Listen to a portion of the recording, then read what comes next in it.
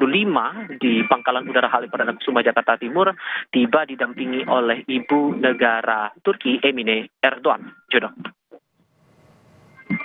Ya, menarik untuk mencermati selain kerjasama pertahanan, ini juga Presiden Prabowo memiliki visi dalam cita untuk ketahanan pangan dan kedaulatan pangan, dan ini juga melihat jajaran yang hadir.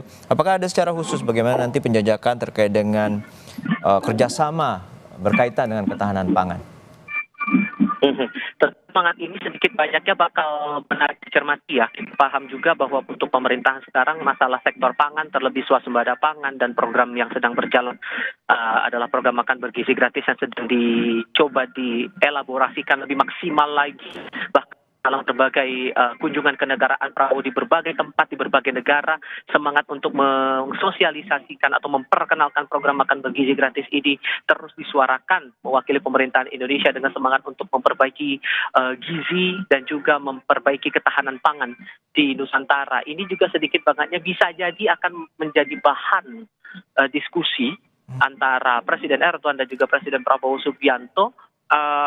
Namun yang kami perhatikan adalah dari beberapa sektor itu tadi, selain dari masalah ekonomi, masalah investasi juga, ternyata dalam berbagai hal Turki juga punya porsi yang cukup besar untuk menggenjot pertumbuhan ekonomi kita, terutama di sektor investasi, begitu dari berbagai lini.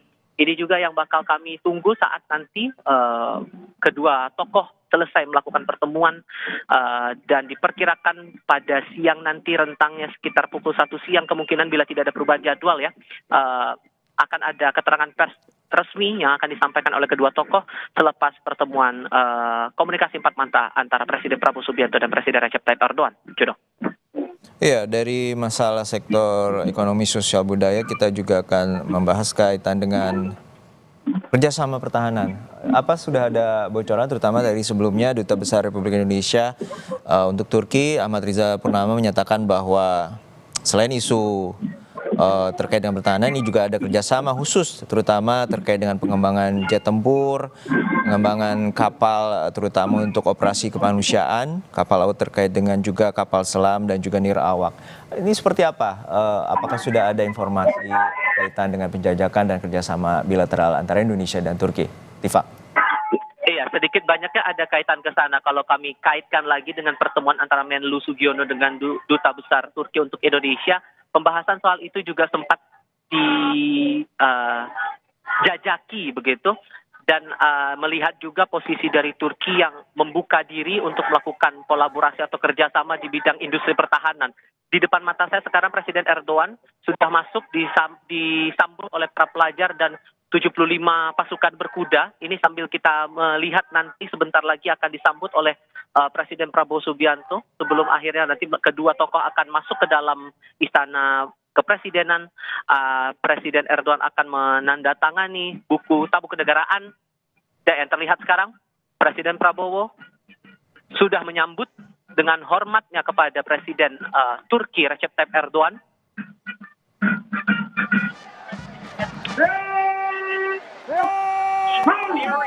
Melanjutkan laporan saya tadi, masalah sektor industri pertahanan sedikit banyaknya juga akan menarik buat dicermati karena posisi Turki juga